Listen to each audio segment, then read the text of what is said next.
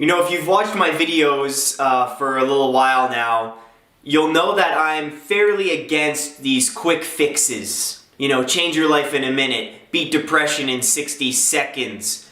You know, to create lasting change, things take a bit of time. They do, okay? In this case, though, how to stop negative thinking, this one tip is really all I needed to do to really create lasting change in my thinking. This is a little technique from cognitive behavioral therapy.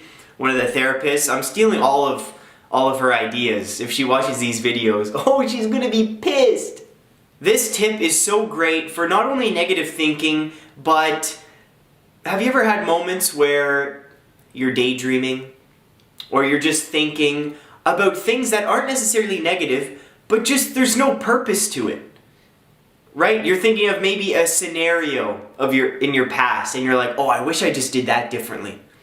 Let me think about that time in the past. Oh, okay. Let me go back there and I'm going to do something differently there. Or, oh, I now know what to say to that person. And I'm going to go back in my mind and, you know, alter that thought. Try to change the past through my thinking. Do you know what I mean? Have you ever, you know, wasted time doing this? Unwanted thinking? Well, me too! And negative thinking and unwanted thoughts are so debilitating and take up so much energy and are pointless most of the time. So here's the tip, without any more background here. It's just 3 words. That's all it is. When you're having a negative thought, a thought that you don't want in your brain, you're going to ask yourself this question. Okay? Are you ready? Are you ready? Write this down.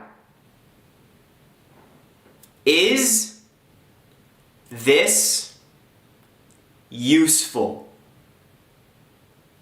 Simple. Now you're thinking, Scott, how the heck can that question stop my negative thinking? Thanks for wasting my time, buddy. See ya in 2016. The point of asking yourself this question, guys, is to put you in the driver's seat of your mind.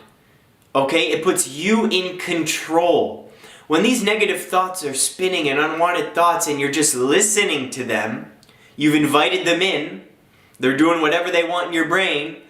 Why do I keep doing this with my hand? You're allowing the thoughts to have power over you, both mentally and physically. When you ask that question, you are putting your brain in a vulnerable state. Vulnerable to you. So let's say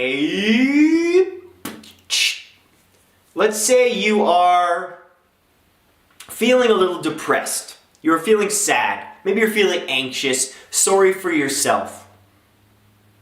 And you're feeling lonely. Alright? You're feeling lonely. It happens. It happens. And your thoughts are like this: I feel so alone. I have no one to talk to. What am I doing with my life? What's wrong with me? I wish I had more friends. Ask yourself the question, when these things are happening, ask, okay, wait, are these thoughts useful right now? Are they useful? What's your obvious answer going to be? Of course they're not! What good is feeling sorry for yourself at that present moment? What good are these thoughts doing? They're just making you feel worse. So you ask yourself, is this useful? You say no, the thoughts will stop. Because you've asked yourself, there's no point. You've given yourself permission to stop the thoughts. What this also does is encourages you to take action, guys.